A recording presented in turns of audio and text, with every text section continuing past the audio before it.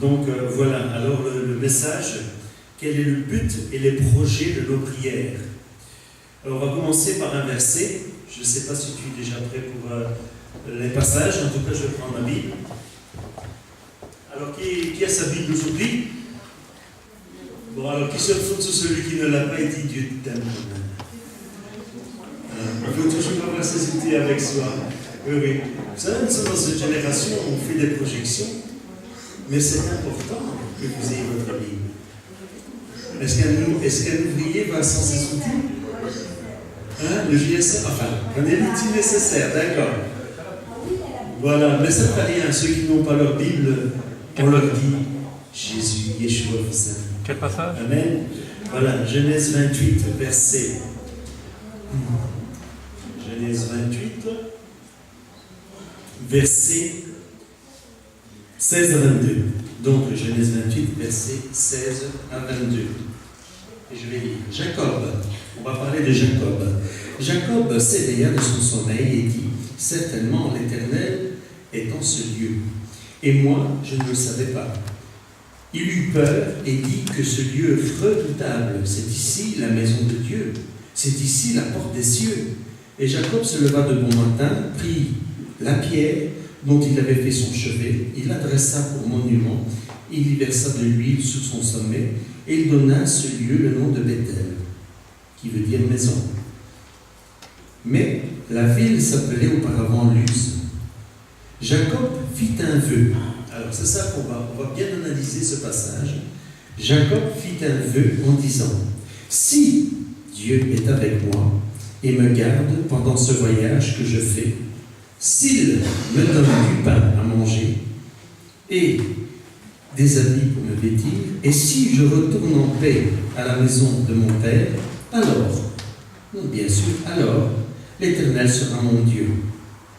Cette pierre que j'ai dressée pour monument sera la maison de Dieu, et je lui donnerai la dîme de tout ce qu'il me donnera. Amen.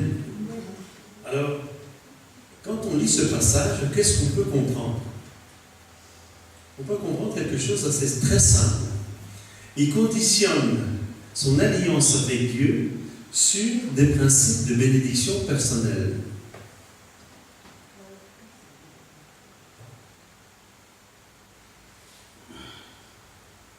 C'est quelque chose qui ne vous interroge pas, ça? Souvent, des personnes ne viennent pas à Dieu tout simplement parce qu'ils croient fermement que Dieu est grand. Ils croient fermement au royaume des cieux. Ils croient à la venue de Yeshua. Ils croient au plan du salut. Mais ils associent leur alliance à la bénédiction de l'Éternel. Si tu me couvres de mes vêtements, si tu me donnes du pain quotidien, si tu me ramènes et tu me protèges le long de ma route, si, et si, et si. Et aujourd'hui, on peut comprendre que beaucoup de personnes, quand ils prient, quand ils conditionnent leur relation avec Dieu, eh bien, il y a encore cette pensée de Jacob. Vous savez, Jacob, c'était quelqu'un d'assez, comment est-ce que je vais dire, étrange. C'est un personnage assez étrange. C'est un personnage qui était quand même un petit peu, comment est-ce que je vais dire, il était faux, il était fourbe, il était usurpateur, menteur, il avait beaucoup de défauts en fin de compte. Donc, ce qu'il cherchait et ce qu'il s'approprierait éventuellement, c'était sous condition. Et qui vous dit qu'aujourd'hui encore, il n'y reste pas ou il ne réside pas encore des Jacob à l'intérieur de nous?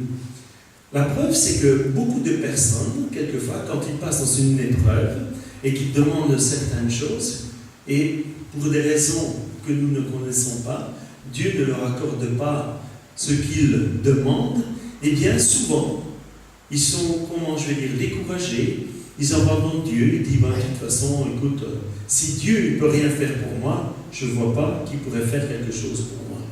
Et ainsi, nous sommes conditionnés.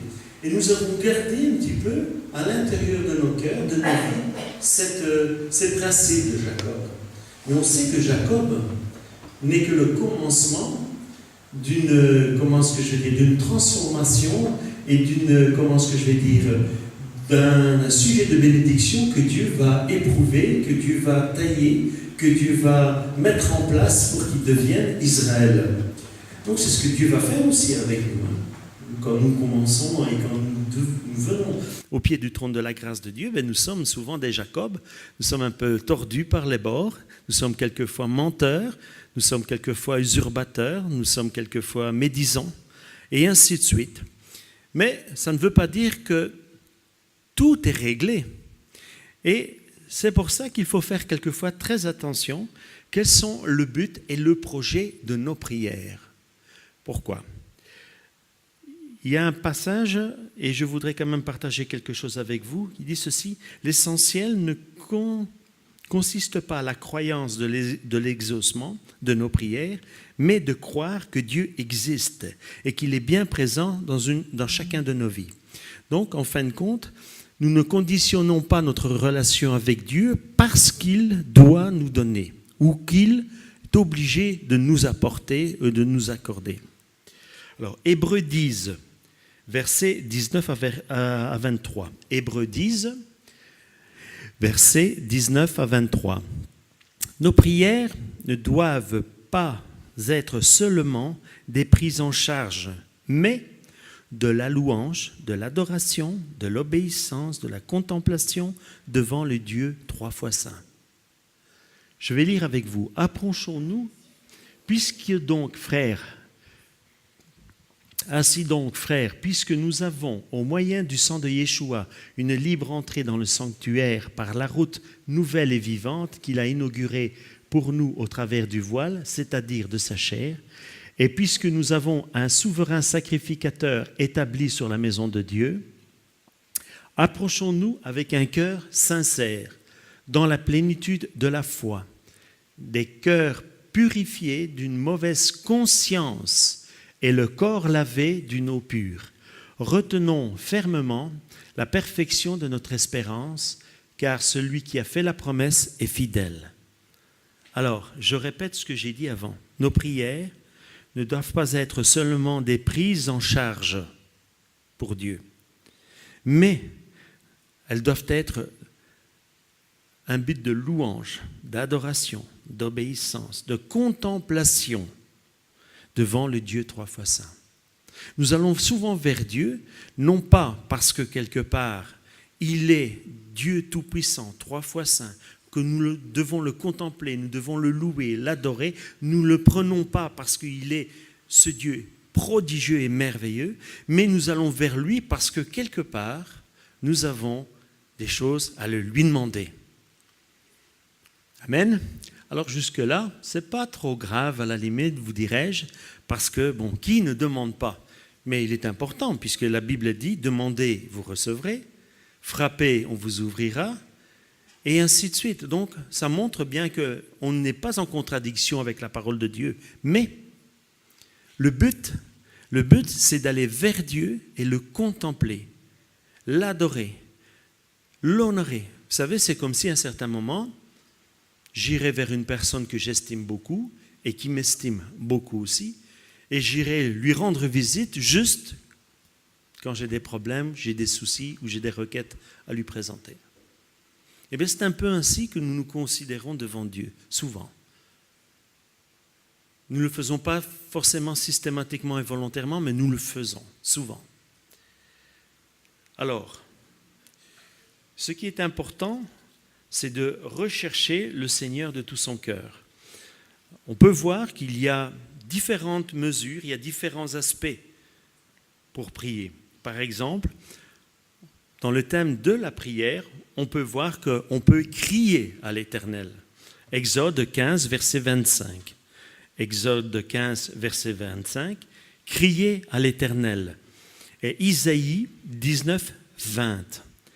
Un cri de détresse. On va prendre Exode. Moshe cria à Dieu et l'Éternel lui indiqua un bois qu'il jeta dans l'eau et l'eau devint douce. Ce fut là que l'Éternel donna au peuple des lois, des ordonnances, et ce fut là qu'il le mit à l'épreuve. Donc, Moshe cria à l'Éternel. Il aurait pu tout simplement se mettre dans un petit coin, prier, tout doucement, sans bruit, sans rien, mais il a crié à l'Éternel. C'est une forme de prière. Qui de vous n'a jamais crié à l'Éternel? Peut-être vous ne l'avez jamais fait, mais peut-être ça vous est déjà arrivé. Moi, ça m'est arrivé plusieurs fois dans ma vie. J'ai crié à l'Éternel dans ma détresse. J'étais tellement affligé qu'il y a eu un cri comme s'il y avait une déchirure en moi. J'ai crié à l'Éternel parce que je n'avais plus de solution. J'étais au bout de toutes les solutions qui pouvaient exister. Et j'ai crié à l'Éternel. Donc, ça montre bien que la prière aussi peut se démontrer par des cris, par quelquefois une détresse profonde. Et la plus grande puissance réponse de Dieu, c'est que Dieu a envoyé son Fils et l'a exaucé. On voit aussi que dans certains passages, Yeshua a crié à l'Éternel. Quand il était dans le jardin de Gethsémani, à un certain moment, il y avait cette vision vraiment le poids de cette mort et tous les péchés qui étaient sur lui, qui le faisaient souffrir énormément, jusqu'à même porter des grumeaux à son front. Et il a crié à l'Éternel. Il a crié parce que son cri était puissant, sa détresse était profonde. N'oublions pas que Yeshua était quand même un homme au départ, dans le sens qu'il est Dieu bien sûr, mais quand il a été éprouvé, il était homme sur la terre. Il pouvait enlever carrément toute cette souffrance. Il avait le pouvoir. Il a le pouvoir de vie, il a le pouvoir de toute chose. Donc, il aurait pu enlever cette partie de souffrance, de détresse. Est-ce que Dieu peut se trouver dans la détresse? Est-ce que Dieu peut se trouver dans la détresse? Je ne vois pas, je n'ai jamais vu un passage où Dieu était dans la détresse. Et pourtant, on voit que Yeshua, à un certain moment, en portant le poids de ce péché et vraiment le porter en sacrifice, il y avait une détresse en lui. Donc ça montre bien que à travers ces cris, il peut y avoir aussi, de la part de Dieu, un exaucement. On peut voir aussi un autre passage dans Jonas 2, verset 3. Quand il est dans le ventre du poisson, à un certain moment, il se trouve comme dans un abîme et il se rend compte que là, pourtant, il avait fait quand même pas mal de choses qui avaient été désagréables à Dieu. Il n'avait pas obéi. Dieu avait envoyé Jonas à Ninive et il n'avait pas vraiment écouté. Il avait même contesté l'Éternel, puisqu'il avait dit à l'Éternel, écoute, ces gens ne méritent pas que j'aille en ton nom là, ils ne le méritent pas. Et puis à un certain moment, vous voyez que l'Éternel ne le contredit pas, ne lui dit rien du tout. Et puis il arrive des choses dans lesquelles, comme dans notre vie, Dieu ne nous conteste pas. Nous faisons des bêtises et Dieu ne nous conteste pas. Et puis tout ça, ça nous amène à être dans une épreuve, dans un problème, dans un souci profond. Et là, c'est là que Dieu nous attend. Il nous attend de pied ferme. Il nous laisse faire aller de gauche, de droite. Et vous savez ce qu'il en est, hein? Je ne vais pas vous expliquer ce que vous subissez ou ce que vous avez déjà subi. Et on voit que Jonas, là, crie dans la détresse. Il y a le verset aussi 3, donc je vais le lire. Tu m'as jeté dans l'abîme, dans le cœur de la mer, et les courants d'eau m'ont environné. Toutes les vagues et tous tes flots sont passés sur moi. Je disais, je suis chassé loin de ton regard, mais je verrai encore ton saint temple. Les eaux m'ont couvert jusqu'à m'ôter la vie, et l'abîme m'a enveloppé, et les roseaux m'ont entouré. Et on peut voir qu'à travers sa détresse, il est en train de confesser quelque chose d'extraordinaire quand même, Jonas. On va retirer une phrase vraiment positive, mais je verrai encore ton saint temple. Ça veut dire que malgré tout ce qui s'était passé, malgré même la désobéissance de Jonas, malgré cette épreuve, Dieu savait s'il allait l'en sortir ou pas, mais Jonas, imaginez-vous, vous trouvez dans le corps d'une baleine, je ne sais pas, mais je ne voudrais pas faire l'expérience, mais il s'est passé que Jonas y se trouvait. Et dans toutes ces choses, on peut voir que à travers la prière, il y a vraiment quelquefois à crier à l'Éternel. Jérémie aussi, par exemple. On va prendre Jérémie 33, versets 3 à 4. Jérémie. Jérémie.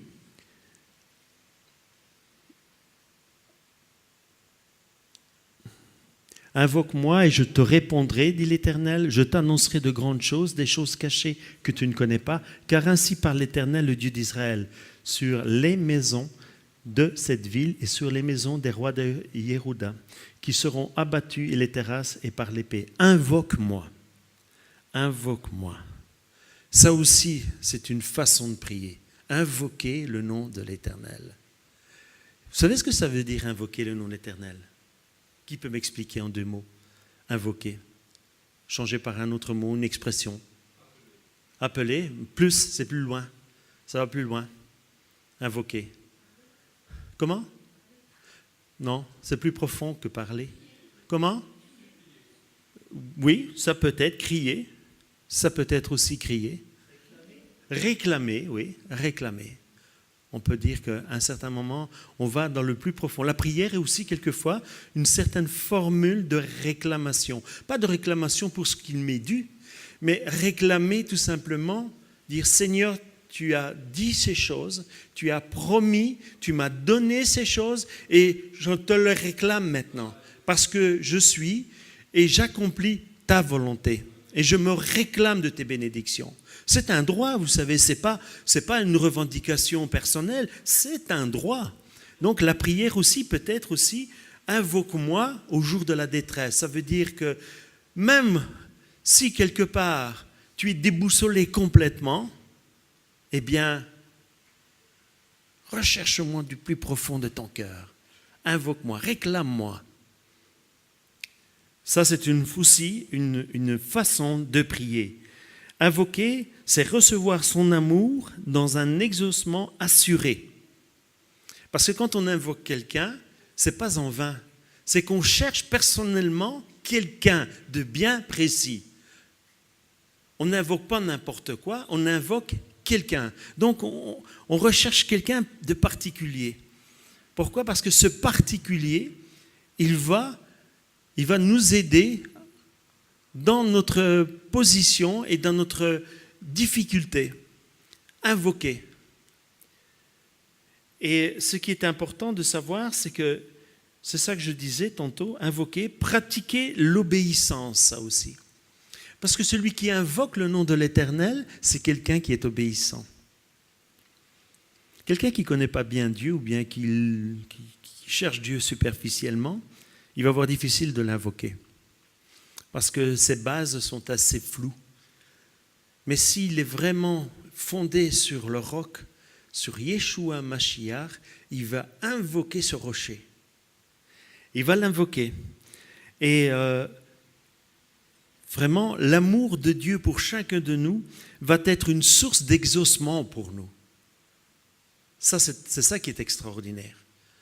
Invoquer Dieu, c'est quelque part le rechercher de tout son être, le lui réclamer. Seigneur, je te réclame. C'est comme, vous savez que des fois, quand il se passe un accident, bien qu'il y ait quelque chose, il y a un petit enfant qui est blessé, et on essaye de le consoler, et la maîtresse, elle essaie de le consoler, et le secouriste essaie de le consoler, et l'enfant n'arrête pas de pleurer, et il veut sa maman. Il se réclame de sa maman. Eh bien, nous aussi, nous devons nous réclamer de notre Dieu. Il y a des moments, il faut passer au-dessus de toute chose. Il faut se réclamer, Seigneur, c'est toi que je veux. C'est toi, Yeshua, que je veux. C'est recevoir son amour. C'est recevoir... Notre exaucement va être basé sur cette relation d'amour avec lui, en fait. Ce n'est pas une question de dire... quelque part il va faire ou il va me donner ou il va pourvoir, non, c'est se réclamer de sa présence. Sa présence va me suffire.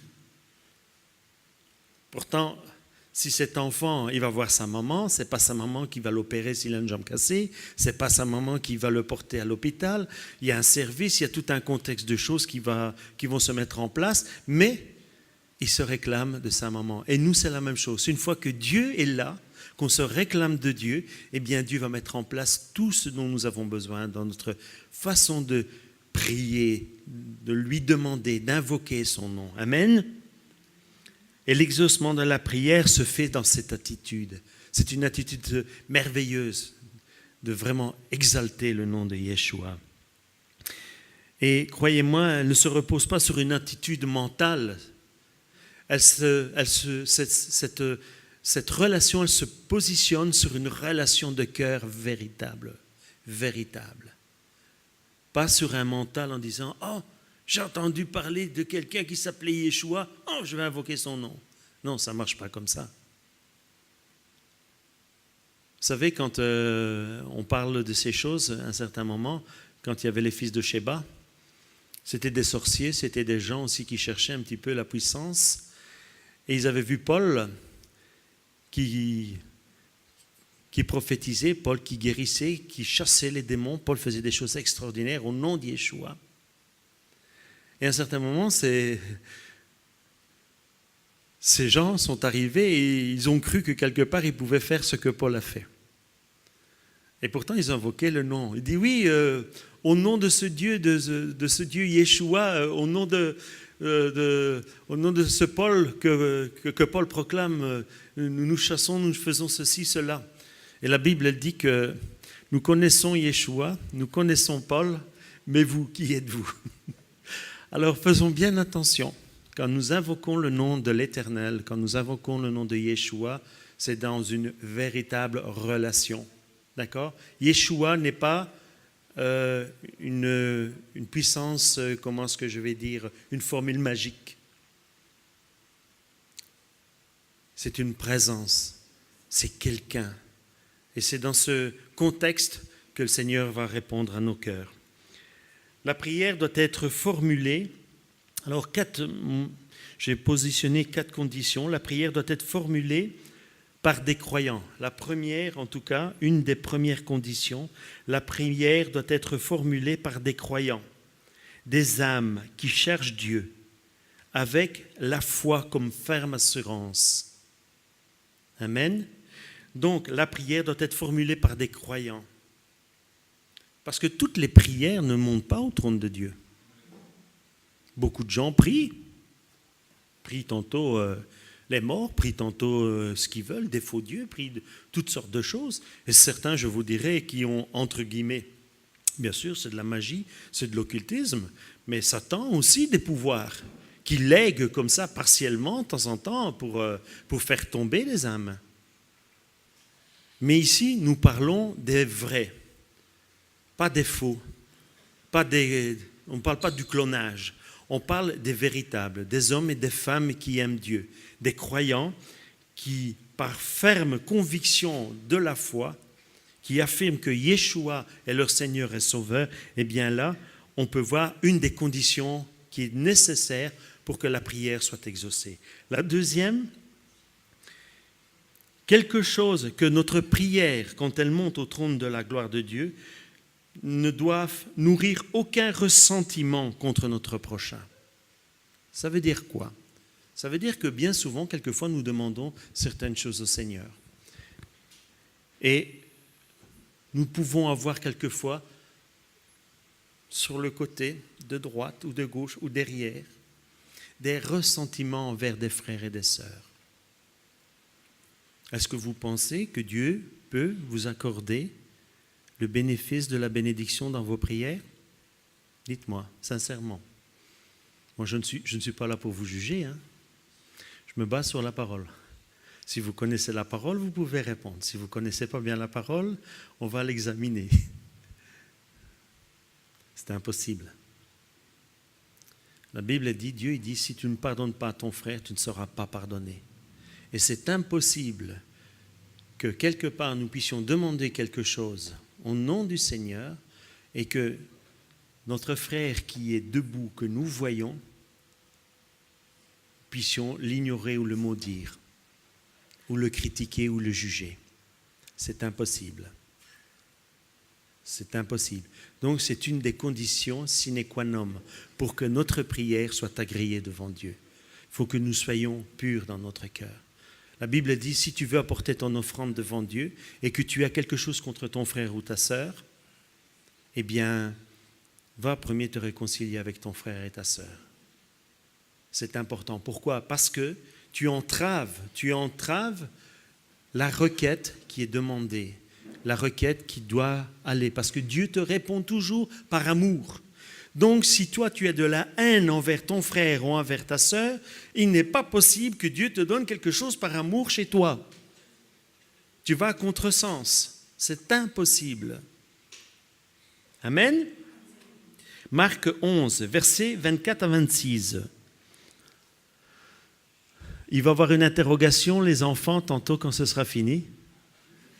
Oui, vous pouvez sourire. Vous pouvez sourire. J'aimerais bien que vous veniez devant ici parce qu'il me semble que vous êtes distraits. Allez, venez ici tous les trois. Allez, venez ici tous les trois. Vous êtes à la bonne école. Allez, venez. Allez, viens, Giacomo. Allez. Oui, tu peux venir aussi. Oui, le plus petit de la bande là-bas. Il me demande si c'est lui qu'on en a. Oui, c'est lui. Allez, asseyez-vous là. Francesco. Et voilà, le trio. Voilà. Voilà, merci Seigneur. Marc 11, versets 24 à 26, il dit ceci. C'est pourquoi je vous dis, tout ce que vous demandez en priant, croyez que vous l'avez reçu et vous le verrez s'accomplir. Et lorsque vous êtes debout faisant votre prière, si vous avez quelque chose contre quelqu'un, pardonnez afin que votre Père qui est dans les cieux vous pardonne aussi vos offenses. Mais si vous ne pardonnez pas, votre Père qui est dans les cieux ne vous pardonnera pas non plus vos offenses.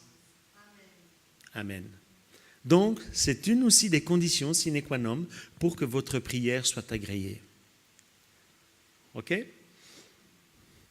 Alors, notre prière aussi, elle doit aller dans le contexte pour faire grandir le royaume des cieux. D'accord? Dieu n'est pas un prestigitateur. Hein? Il ne va pas régler...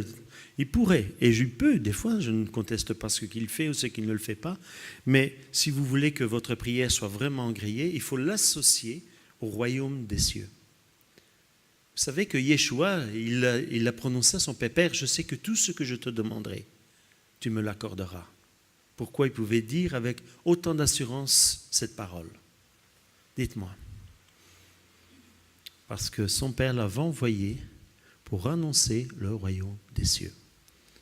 Et nous aussi, ici-bas, nous devons annoncer le royaume des cieux. Nous devons des instruments de bénédiction et annoncer le royaume des cieux. Ça veut dire que quand nous demandons quelque chose, ce n'est pas pour nos futilités ou notre petite partie de personnes dans laquelle il pourrait arranger certaines choses et qui nous faciliterait la tâche. Ça ne marche pas comme ça.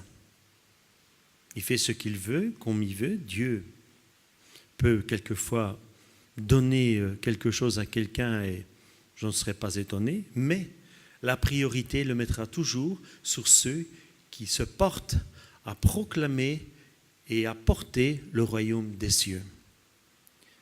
Et c'est pour ça qu'on voit dans les évangiles, on voit dans les parties que des hommes ont été bénis particulièrement. Pourquoi? Quand on voit Paul, des gens touchaient ses mouchoirs, il était guéri. Alors, qu'est-ce qui se passait? Mais parce que Paul était un instrument de bénédiction et il annonçait le royaume des cieux, il annonçait le plan du salut. Il était dans la conformité de la tâche que Dieu lui avait révélée et qu'il lui avait donnée à faire. Alors, à un certain moment, on voit même, en partie quand il termine, il dit « J'ai tout accompli ce que l'Éternel m'a accordé. » Amen.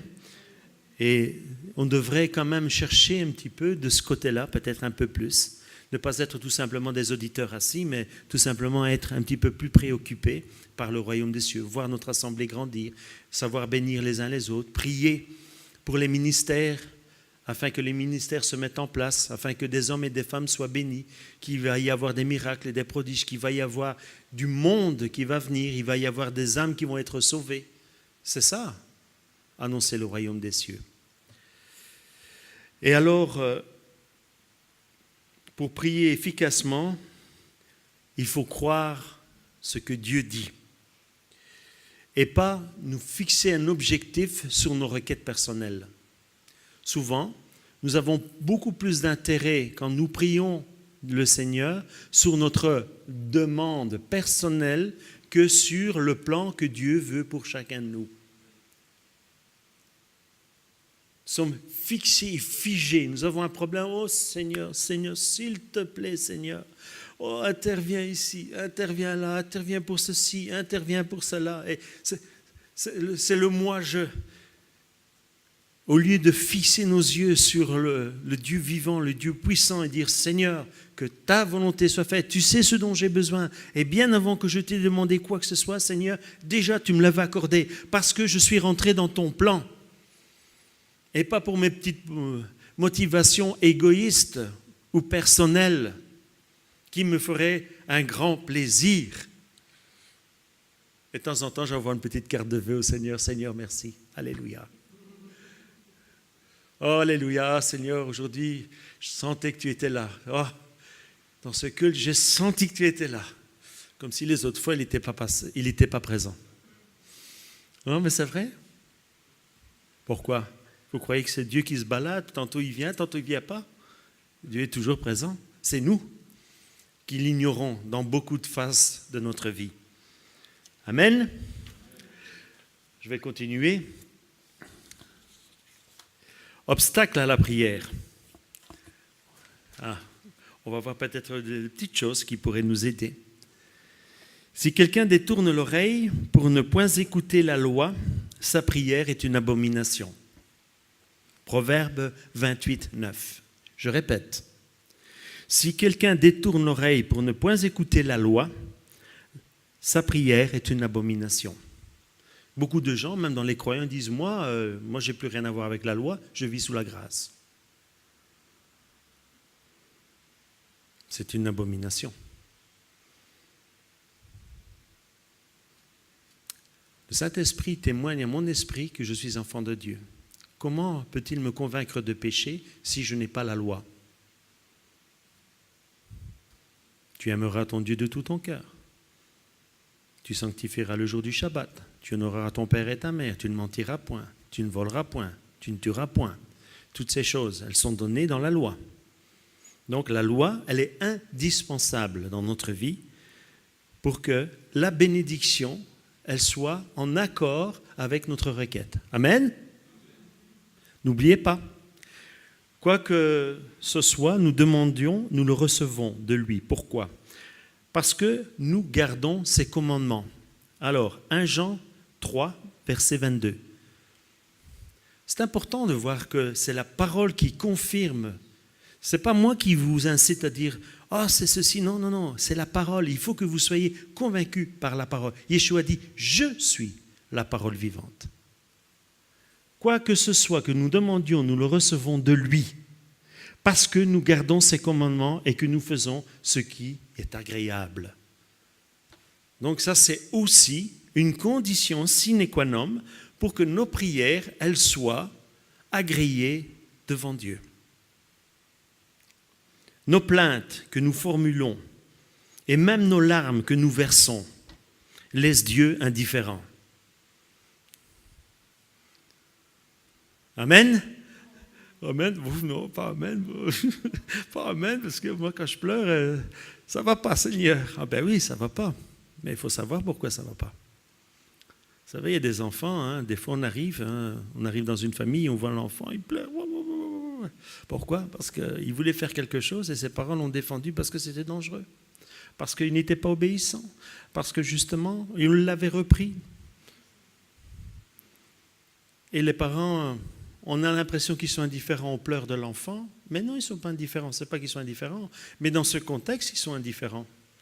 Et Dieu aussi, quand nous faisons un petit peu nos grimaces, quand nous arrivons au Seigneur parce que nous avons fait ce qu'il ne fallait pas, eh bien, allez, pleure un petit peu, ça va te faire du bien. Ouais, c'est moche, hein? Et pourtant, quand nous pleurons des fois, est-ce qu'on ne peut pas dire que nous sommes sincères? Mais oui, il y a une sincérité. Il y a quand même un fond de sincérité. Mais cette sincérité n'a pas été dans le contexte de bâtir le royaume des cieux. Elle a été dans le contexte de bâtir le royaume de cette terre. Parce que nous avons désobéi. Parce que nous n'avons pas réalisé que ces commandements et la loi étaient quelque chose de bon pour nous. Et alors Dieu il reste indifférent, il nous laisse pleurer. Ce qui intéresse Dieu, c'est quoi? C'est notre obéissance. Un enfant obéissant sera toujours une source de bénédiction. S'il y a des parents qui ont des enfants obéissants, ils sont remplis de joie, ils sont remplis toujours d'exaltation parce que cet enfant, il leur donne toujours une satisfaction extraordinaire. Comment refuser quelque chose à un enfant obéissant? Comment? Tu ne peux pas. Tu ne saurais pas. Et Dieu fait la même chose avec nous. Si nous sommes obéissants envers lui, il nous accordera toutes ces bénédictions. Même des petites choses que des fois, moi je le dis, moi je peux vous le dire, ça ne dit pas que je suis obéissant à l'extrême, mais ça veut dire qu'à un certain moment, ça m'est arrivé que des conditions personnelles que j'avais dans mon cœur, des choses que personne ne connaît, mais on va dire comme des soupirs qui m'auraient rendu heureux, des choses toutes simples mais qui rendaient mon cœur heureux. Eh bien Dieu, il est venu même les assouvenir là, il est venu, il m'a fait plaisir. Et je dis, mais attends, qui pouvait savoir ça? Qui pouvait? Et parce que Dieu nous visite, parce qu'il voit ce qui nous fait du bien. Et il sait nous donner à juste titre la bonne portion, la bonne dimension, la bonne condition pour que nous puissions profiter de ces bénédictions. Amen. 1 Samuel 15, verset 22. 1 Samuel 15, verset 22. Samuel dit, trouve-t-il du plaisir dans les holocaustes et les sacrifices, comme dans l'obéissance à la voix de l'Éternel? Voici, l'obéissance vaut mieux que tous les sacrifices, et l'observation de sa parole vaut mieux que toutes les graisses des béliers, car la désobéissance est aussi coupable que la divination. Ouf, ça secoue ça. Hein? Vous savez ce que c'est la divination, l'occultisme? Divination, c'est passer dans l'occultisme, c'est passer dans l'obscurité. Donc, la désobéissance est aussi coupable que la divination. Et la résistance ne l'est pas moins que l'idolâtrie et les téréphintes. Puisque tu as rejeté la parole de l'Éternel, il te rejette aussi comme roi. Ouf, ça secoue ça. Soyons obéissants, agissons tel que le Seigneur le souhaite, avec sagesse, avec amour. Vous manquez de sagesse, demandez-la. Et vous savez que quand nous demandons quelque chose, il faut un certain temps pour que nous mettions à part et que nous puissions exercer avec maturité spirituelle, avec aussi maîtrise spirituelle, ce que Dieu va faire en nous. Il va nous transformer, il veut nous transformer petit à petit. Donc il faut, c'est pas du clic, ah ça y est, je demandais pardon, ça va mieux quoi. Et puis demain je recommence. Non, non, non, non. Beaucoup de personnes quelquefois,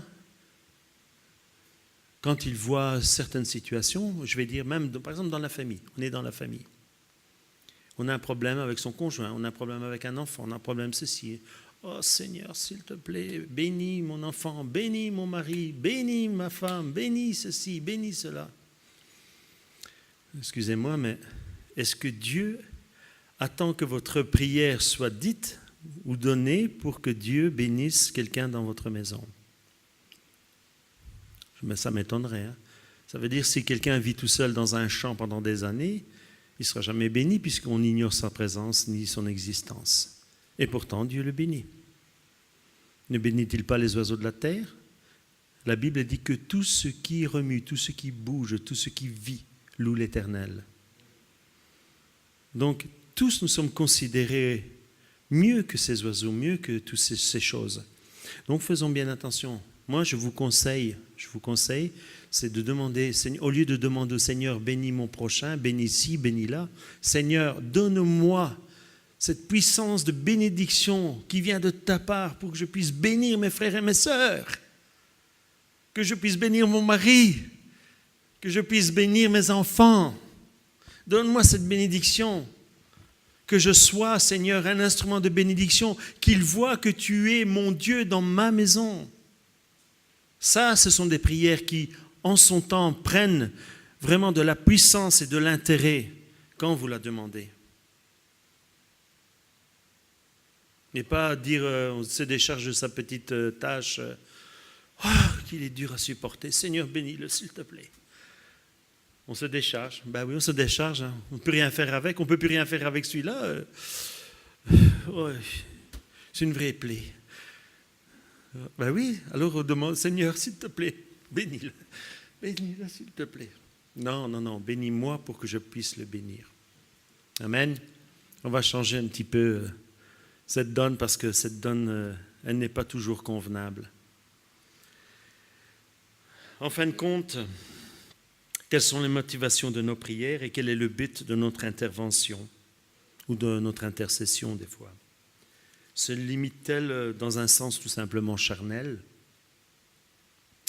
Et si quand bien même il y a du spirituel un petit peu dans ces choses, quel en est le but de nos prières, nos démarches, nos requêtes? C'est bien, hein? C'est bien. On est en train de mettre en place ici un war room, vraiment une cellule de prière. Mais moi, je vous dis, mes frères et sœurs, avant de rentrer dans la chambre haute, puissions nous examiner, chacun d'entre nous, avant de demander quoi que ce soit au Seigneur. Amen. Parce que si nous ne sommes pas en correction du Saint-Esprit dans notre vie et en correction de l'obéissance, notre prière ne va pas dépasser le plafond, elle va rester là. Nous allons passer du temps inutile. Au lieu de passer du temps inutile, passez du temps utile à vous examiner devant Dieu et à considérer et à demander au Seigneur s'il y a des choses qui doivent être changées. Eh bien, Seigneur, change-moi afin que je devienne un instrument pour toi. Amen. Et notre première priorité, c'est d'annoncer le royaume des cieux. Toujours ça, c'est ça. Nous sommes dans une assemblée. Vous savez, on peut prier pour les malades, on peut prier pour des frères et sœurs. Des fois, nous avons des gens, ils envoient, oh, j'ai la femme de mon beau-frère qui a un cancer, tu ne veux pas prier pour elle? Ça veut dire quoi, ça? Qu'est-ce que tu espères dans ta requête? Il faut que tu me le dises, puisqu'il faut être correct devant Dieu. Quand je vais demander quelque chose à Dieu, il faut que je lui dise pourquoi je vais prier. Qu'est-ce que je vais lui dire? Je vais prier, la première chose, souvent, 9 fois sur 10, nous allons prier pour sa guérison. C'est pas vrai? Pour sa souffrance, pour sa chair. Ça, c'est une grave erreur encore aussi. Demandez que cette personne soit sauvée, qu'elle reçoive le plan du salut. Et si Dieu veut intervenir au-dessus de cela, ça le lui regarde à lui. Et lui le fera sans que vous le lui demandiez. Parce qu'il sait très bien ce qu'il va faire avec cette âme. Quand il l'aura sauvée, il sait ce qu'il va faire avec. Toi, tu ne sais pas. Moi non plus, je ne sais pas. Mais si tu demandes quelque chose selon sa volonté, c'est que tout cœur, toute âme soit sauvée. Il dit, est-ce que je veux voir mourir le méchant? Non, je ne veux pas. Juste de patience envers chacun afin que personne ne soit perdu. Donc ça veut dire que nous devons demander, quand nous avons des requêtes, analysons bien nos requêtes personnellement. Demandons au Seigneur, quel est et comment prier le Seigneur? Quel est le but de cette prière?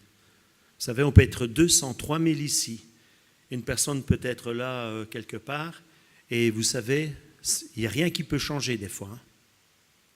Par contre, une fois, je vais vous raconter un petit témoignage. C'est une famille qui avait eu des enfants.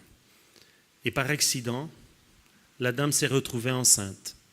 C'était une famille de croyants. C'était une femme de Dieu, un homme de Dieu. Et les enfants étaient dans le Seigneur aussi. Et malheureusement, quand l'enfant est né, il y a eu, une réticence. Il n'était pas le bienvenu en fin de compte. Ce n'est pas qu'ils ne se sont pas occupés de l'enfant, mais il y avait une réticence. Et ils ne l'ont pas accepté comme une bénédiction. Ils ont dû faire avec, comme quelquefois dans certains couples. On a fait avec. Bon, on ne va pas dire que c'est un accident, mais bon, c'est presque, allez. Et il s'est passé que cette femme, elle a commencé à avoir une maladie assez bizarre, assez étrange, qui ont commencé à l'affligeait dans tous les muscles de son corps. Et chaque jour, chaque mois qui passait, elle était dépourvue de force. Elle était dépourvue de mouvement. À la fin, elle ne savait quasiment plus se déplacer. Elle ne savait plus bouger. Et cette petite fille, elle avait 3-4 ans. Mais malgré tout, elle avait entendu parler du Seigneur Jésus dans sa maison. Ce n'est pas qu'elle était super bénie, mais elle avait entendu parler de l'Évangile. Mais ce qu'ils ne savaient pas, c'est que c'est Dieu qui avait préparé quelque chose pour eux. Et un jour, la petite fille est arrivée près de sa maman, pour faire l'histoire courte. Et la petite fille, elle dit, « Maman, tu veux que je prie pour toi pour que tu sois guérie ?» La maman, elle était tellement dans un état, comment est-ce que je vais dire, désemparée à cause de la maladie et tout. Elle dit, « Oh, laisse-moi tranquille. Allez, maman, je vais prier pour toi, comme ça tu vas guérir. Je vais prier Jésus et comme ça tu vas être guérie. » Et l'enfant a tellement insisté qu'elle a dit, « Allez, prie Jésus. » Vous savez ce qui est arrivé? Elle était guérie. Et cette femme, elle a demandé pardon à Dieu parce qu'elle n'avait pas cru que l'enfant qu'elle lui avait donné était un sujet de bénédiction pour sa maison. N'ignorez jamais un frère ou une sœur dans l'assemblée. Ne l'ignorez jamais. Vous ne savez pas. Vous savez, il y a des frères et des sœurs qui ne payent pas de mine dans l'assemblée. Mais si Dieu va l'utiliser pour faire quelque chose, ça peut être sa puissance et sa gloire qui va se manifester. C'est pour ça qu'il faut nous aimer les uns les autres. Ne jamais faire la différence entre les uns et les autres. Dieu peut utiliser qui il veut, et le plus petit, même les enfants. Amen. Voilà.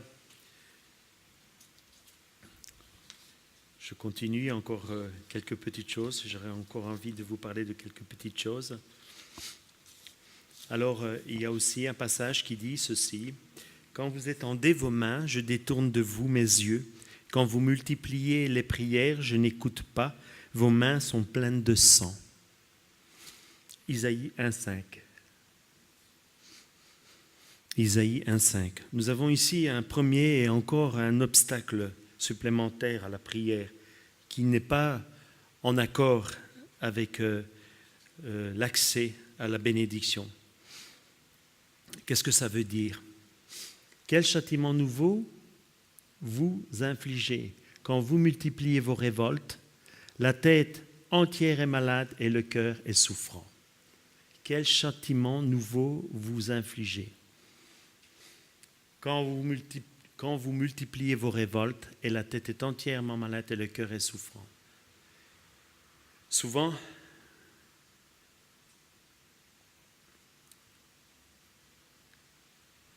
nous essayons de nous déculpabiliser des fois aux yeux des autres. Pour certaines choses, quand on voit qu'un frère ou une sœur ne sont pas toujours en accord, ou bien ils évitent de se croiser, de se rencontrer, d'avoir une relation. Et Dieu appelle ça, vous savez comment il appelle ça? Des meurtriers, des gens qui s'opposent à la relation avec les autres. 1 Jean 3, verset 15. « Car quiconque est son frère, la Bible dit, est un meurtrier. » C'est fort ce que Dieu dit. Hein? Donc 1 Jean 3, verset 15. « Quiconque est son frère est un meurtrier, et vous savez qu'aucun meurtrier n'a la vie éternelle demeurant en lui. » Amen. Ça nous interroge, ça. Pourtant, nous sommes souvent peut-être passés dans ces moments où nous sommes peut-être encore dans cette attitude envers un frère ou une sœur. Puissions régler ce problème. Je vous encourage vraiment. Vous pourriez être quelque part libéré et peut-être que vous priez et des bénédictions n'arrivent pas. Peut-être qu'il vous dites qu'il y a un temps, peut-être ceci, peut-être cela, mais peut-être aussi tout simplement, vous n'êtes pas en règle devant Dieu sur certaines positions dans vos relations d'amour avec les uns et avec les autres. Et ça peut créer vraiment une opposition. Dieu, il ne peut pas vous accorder ou nous accorder une bénédiction parce que nous sommes des meurtriers. Nous voulons être ignorants au sort d'un autre ou nous voulons être quelque part... moi j'ai vu même, peu importe dans cette assemblée, deux familles, bon, et qui ne sont pas présentes, mais il y avait eu vraiment à un certain moment un partage dans le Yom Kippour. Ils ont voulu vraiment, une des familles a voulu vraiment aller vers l'autre pour demander pardon et l'autre personne a refusé.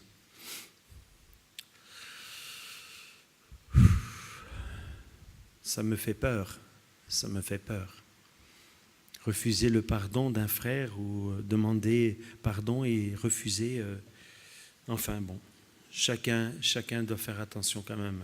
Et ça, il arrive un moment que vous pouvez prier, vous pouvez demander quoi que ce soit, l'Éternel ne peut pas vous entendre. Il vous entend, mais il ne peut pas agir.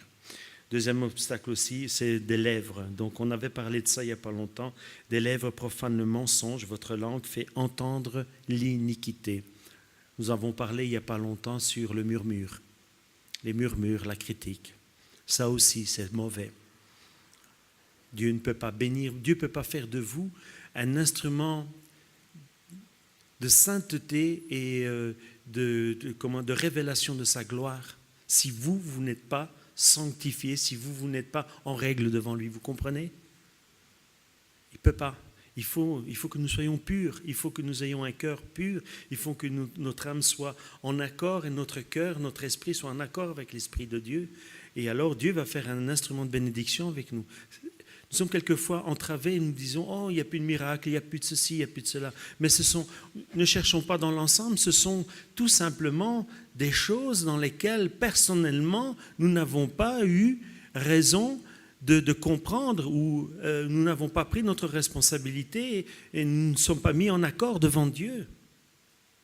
Mais c'est chacun.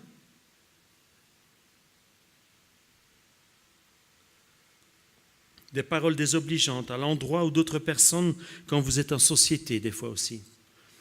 Des personnes qui parlent bien ici dans l'Assemblée, et une fois qu'on est en société, on entend des quiproquos qui ne sont pas tout à fait à la gloire de Dieu. Des gens qui ont quelquefois la facilité de dire de gros mots. Ça ne va pas, ils font un boulot, ça ne va pas comme ça doit aller, hop, et ça sort, et ça rentre, et oui, et voilà. Ce sont des détails, mais c'est important, frères et sœurs.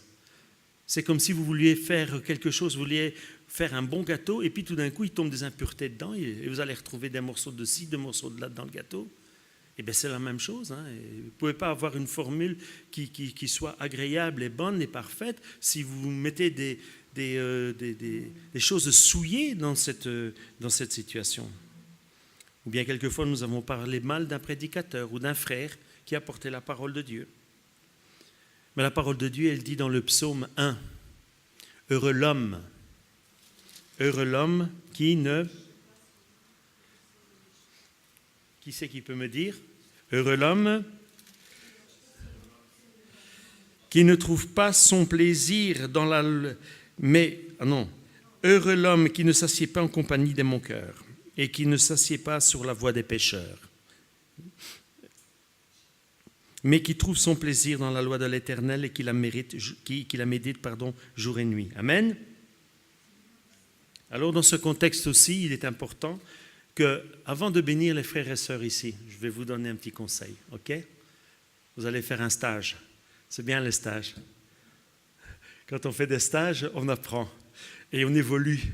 Parce que tant que le stage n'a pas été, conditionné pour être au top, on ne peut pas passer à la deuxième station. Il faut attendre encore. Eh bien, le premier stage, essayez de bénir votre maison. Essayez de bénir ce que Dieu a mis dans le sein de votre foyer. D'accord? Apprenez à bénir vos enfants, votre épouse, à bénir aussi vos relations familiales. avec les grands-parents, s'il y en a encore, avec les parents, avec les oncles, les tantes. Apprenez à bénir. Et si d'une façon ou d'une autre, il se comporte mal ou bien il parle mal, puissiez les reprendre avec douceur et les remettre un petit peu sur la bonne lignée, c'est important. Et si vous commencez à faire des choses comme ça dans votre maison, ici, ce sera beaucoup plus simple. Beaucoup plus simple. Et ce qui est important, c'est que la Bible dit qu'il faut s'humilier parce que le temps est court. Cherchons pas à faire notre propre volonté, mais puissions bénir ce que Dieu nous a donné en tant que vivants. Nous vivons avec des personnes dans notre maison, dans notre foyer, et nous devons apprendre à les bénir. Pas tout simplement en lui disant Amen sur tout ce qu'il dit, c'est pas ça les bénir. Hein. Les bénir, c'est lui donner quelque chose qu'il n'a pas encore. Ça, c'est bénir quelqu'un. Amen. Si tu lui donnes quelque chose qu'il possède, ça ne sert à rien. C'est comme si tu lui ferais un cadeau et c'est la 10e fois qu'on lui offre la même chose. Il va se dire, écoute, donne-lui quelque chose de particulier. Quelque chose qui vient de la part du Seigneur. Oui, mais je ne sais pas quoi lui donner. Demande au Seigneur. Tu veux que ton mari, tu veux que ta femme vienne à l'assemblée, tu veux que le Seigneur rentre dans son cœur. Donne-lui quelque chose de particulier. Peut-être change déjà ton comportement. C'est un sacrifice de bonne odeur devant Dieu. Au lieu d'être révolté ou bien d'être toujours sous l'emprise du stress ou de l'agression, donne-lui un petit peu de la douceur, de l'amour. Il va être étonné la première fois. Puis au bout d'un moment, il va quand même se dire, écoute, c'est pas normal. Chaque fois que je lui dis un gros mot, elle me répond par une gentillesse. C'est pas normal ça. Ah oui, c'est ça les cadeaux. Ça, c'est le cadeau de Dieu. Ah oui, c'est dur, hein, ça. Oui, mais c'est comme ça que ça marche. Hein. Amen. Voilà, on arrive à son terme. On arrive à son terme, et c'est bien que je ne veux pas être plus long, parce que c'est bien. Et je voudrais juste maintenant faire une petite analyse en chacun de nous et apprendre peut-être sur certains points les choses qui ne sont pas tout à fait toujours en accord avec le Seigneur. Amen. Alors dans la condition de la prière. Alors si nous voulons vraiment prier de tout notre cœur et prier le Seigneur, demandons-lui tout simplement sa présence. Cherchons pas autre chose dans un premier temps. Seigneur, je veux te donner toute la place dans ma vie. D'accord? Pas le petit coin là, mais toute la place. Et en son temps, ce que vous aurez besoin, Dieu vous l'accordera. Et bien avant que vous l'aurez même demandé. Vous verrez, il y a des choses qui vont se mettre en place, tu vas dire, c'est pas possible. Il faut être un bon témoignage. Alors, on va peut-être aussi faire bientôt, on est encore un petit peu en avance, mais dans le courant du mois de septembre, octobre, nous avons Yom Kippour, et nous avons une journée particulière où nous pouvons nous analyser les uns les autres, et un petit peu à la fois nous arrivons. Hein. Alors, dans le contexte vraiment de demander au Seigneur, dans la prière, des choses qui lui soient agréables et pour lesquelles nous allons recevoir des choses qui va le glorifier. Amen. Eh bien, il faut régler quelques petits points que je vais vous énoncer. Amen. Alors, demandez pardon, Seigneur, pour le manque d'obéissance que nous avons eu. Nous avons quelquefois souvent un manque d'obéissance envers Dieu.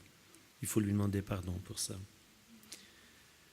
Nous devons demander pardon aussi parce que nous avons été négligents dans les projets de sa maison. Nous avons peut-être dit beaucoup de choses et nous avons fait peu de choses. Ou nous nous sommes engagés à peu de choses avec lui. Et nous pensons que le fait d'être présent, ça va arranger le cœur de Dieu. Non.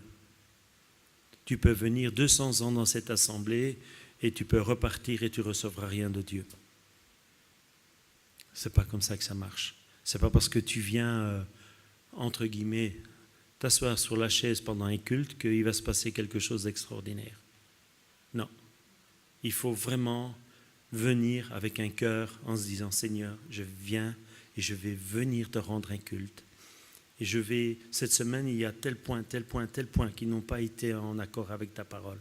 Et là, je veux te demander pardon. Parce que je demande une vraie consécration pour toi. Je vais te donner mon cœur, mon âme, ma vie, Seigneur, pour toi. Et je veux, Seigneur, que moi et ma maison puissions vraiment te servir. Parce que aussi, nous avons prié dans un esprit d'égocentrisme souvent, afin de satisfaire nos projets. Nous avons demandé des choses qui n'étaient pas à la gloire de Dieu, mais pour des projets personnels. Quand nous savons que nous demandons quelque chose qui est en contradiction avec le Seigneur, parce que déjà nous sommes en désobéissance au commencement. C'est comme si tu dirais, j'ai volé une bicyclette, et à un certain moment, tu dis, Seigneur, trouve-moi quelqu'un pour la réparer parce qu'elle est en panne. Non, mais je vous parle de quelque chose de simple. Hein? Mais des gens, ils sont comme ça. J'ai volé une bicyclette, mais Seigneur, elle est en panne. Trouve-moi quelqu'un qui peut me la faire pour rien. Mais c'est comme ça. Nous, on est comme ça. On fait des choses qui ne sont pas en accord avec Dieu. Et après, on dit, Seigneur, bénis-les.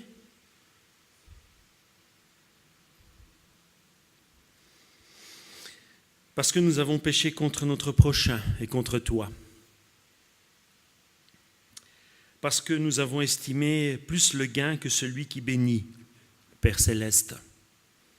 Nous avons plus focalisé sur ce que nous demandions que sur celui à qui nous le demandons. Amen. Nous avons focalisé plus sur le gain que sur la personne à qui nous le demandons. Parce que nous avons conditionné tes bénédictions sur des engagements que nous n'avons pas tenus.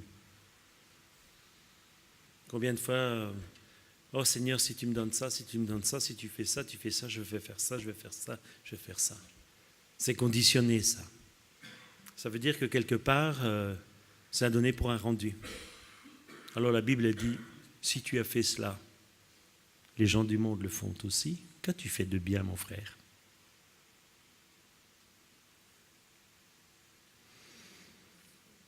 Parce que nous t'avons négligé au profil de certaines traditions humaines, traditions d'hommes. Parce que nous n'avons pas toujours été de bons témoignages ou bien de bonnes personnes associées à bénir. Et que nous avons fait ça dans un prétexte de nous garder de notre personnalité. Mais dans le fond de notre cœur, il n'y avait pas notre Seigneur Yeshua. C'était tout simplement une façade que nous voulions protéger. Vous comprenez ce que je veux dire? Nous faisons quelquefois des choses pour nous montrer, pour nous donner une stature, pour nous donner une personnalité devant les autres, pour ne pas montrer qui nous sommes vraiment à l'intérieur. Nous t'avons négligé au profit de certaines traditions. Les gens aussi dehors, quand ils mettent un beau costume, quand ils ont une belle prestance, ils arrivent avec une belle voiture. On se dit, oh celui-là, mais dedans, il est mort. Il est mort dedans. Faites bien attention, frères et sœurs, à ça aussi. Votre apparence extérieure, je ne dis pas qu'il faut la négliger, mais elle n'a pas beaucoup d'importance devant Dieu. Ce qui est important, c'est votre interne, que votre cœur soit pur, que votre corps soit pur, que vous mettiez tout en position de pureté devant l'Éternel, que vos mains soient pures, que votre bouche soit pure, que votre pensée soit pure, que votre esprit soit pur. Amen. Et parce que nous invoquons ton Saint-Nom dans des discernements où nous avons manqué de retenue et de sagesse, combien de fois nous avons utilisé du nom de l'Éternel en vain? Tout simplement juste pour dire, oui, mais le Seigneur, il dit ceci, mais le Seigneur, il dit cela, mais toi, tu fais rien. Le Seigneur, il fait beaucoup de choses, mais ça, on le sait. Mais toi, qu'est-ce que tu fais au service du Seigneur?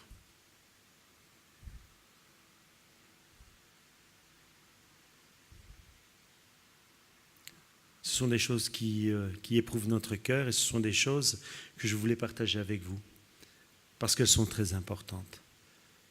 C'est une analyse d'une cure d'âme, c'est quelque chose que nous devons vraiment mettre devant le trône de grâce de Dieu parce que nous ne sommes pas parfaits, parce que nous manquons quelquefois de sagesse ou nous manquons quelquefois tout simplement d'obéissance.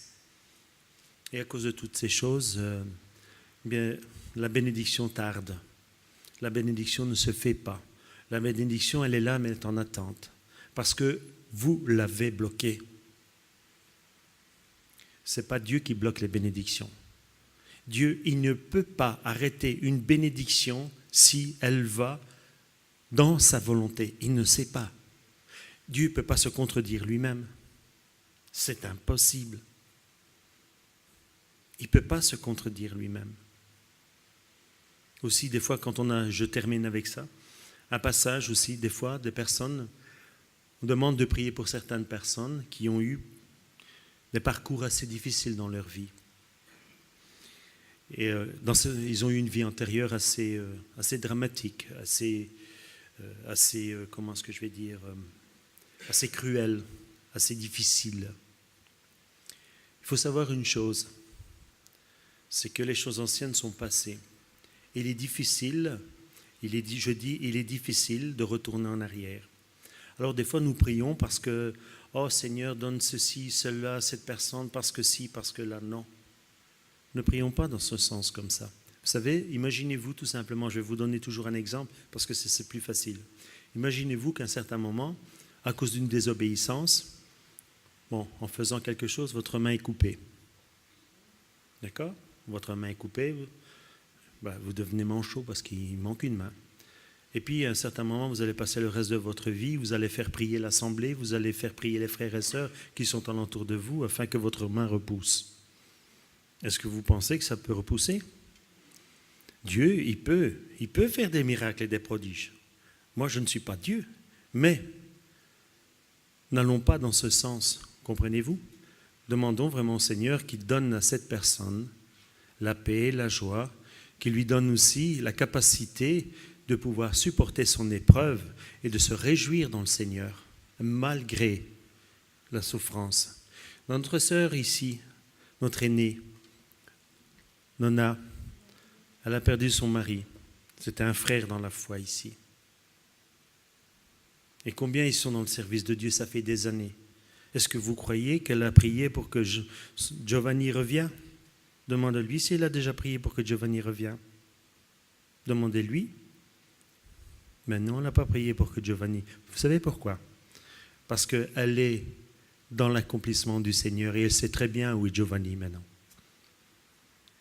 Et elle prie seulement. Quand on prie, on va prier pour cette sœur, on va prier pour que le Seigneur continue à la consoler, à la bénir, qu'il lui donne la force. Amen. Mais nous, ne priez pas pour que Giovanni revienne, il ne reviendra plus, mes frères et sœurs. Et beaucoup de choses comme ça, des prières, quelquefois, sont invoquées devant Dieu. Je donne des choses assez simples, mais ça peut dire analysez bien quelquefois. Parce que nous pouvons prier pour des choses qui n'arriveront jamais. Et quand on ne sait pas comment prier, on dit toujours, Seigneur, je te prie pour cette personne. Tu connais ses besoins, tu connais ses souffrances, tu connais ses aléas, Seigneur. Tu sondes son cœur. Et je te demande vraiment, Seigneur, que tu la fortifies, tu l'encourages, tu la bénisses dans son épreuve. Et que tu lui donnes vraiment, Seigneur, la force nécessaire pour supporter cette épreuve. Seigneur, je te demande de la bénir particulièrement. Amen, c'est tout. N'allons pas demander des requêtes qui ne pourraient pas arriver. Il n'y aurait qu'une chose. Il n'y a qu'une chose qui peut arriver, c'est qu'à un certain moment, à force de prier et de demander certaines choses, bien vous allez être déçus parce que vous pensez que l'Éternel a fermé ses portes et qu'il ne vous accordera pas ces bénédictions. Mais il y a des choses que Dieu ne peut pas faire et qu'il ne le fera pas parce que c'est sa parole. Elle a été donnée, elle a été exécutée et c'est terminé. Quand Dieu a exécuté sa parole, c'est terminé. Donc, demandons avec beaucoup de sagesse. Demandons vraiment au Seigneur. Amen. Que le Seigneur vous bénisse. On va prier. Amen.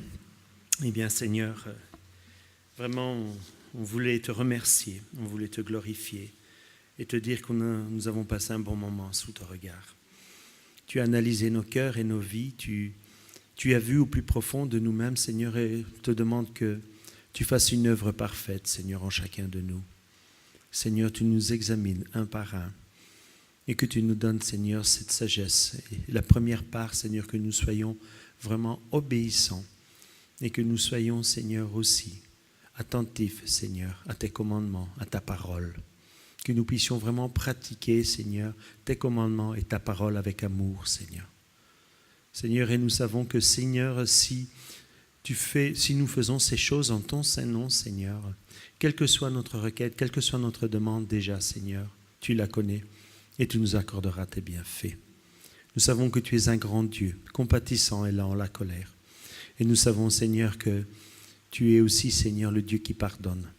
Parce que, Seigneur, la perfection, Seigneur, en dedans de nous est quelquefois difficile, Seigneur, mais nous sommes, Seigneur, des pécheurs sauvés par grâce et sous le sang, Seigneur, puissant de ton Fils Yeshua. Seigneur, maintenant nous appuyons, Seigneur, sur cette puissance de révélation de ton Fils, sur la pierre angulaire. Nous voulons bâtir, Seigneur, notre foi. Nous voulons bâtir, Seigneur, notre obéissance. Nous voulons bâtir, Seigneur, aussi notre consécration sur toi, afin que rien ne s'oppose, Seigneur, à nos prières. Et que, Seigneur, tu te glorifies, que tu te manifestes en puissance et en gloire, Seigneur, au milieu de nous. Seigneur, je te remets toute l'assemblée de Beth Yeshua. Je te demande vraiment, Seigneur, que tu bénisses les uns et les autres et que tu leur donnes, Seigneur, tout au long de cette semaine, Seigneur, vraiment une bénédiction particulière, ta présence, Seigneur, ta présence dans chaque cœur, Seigneur, au nom de Yeshua. Amen.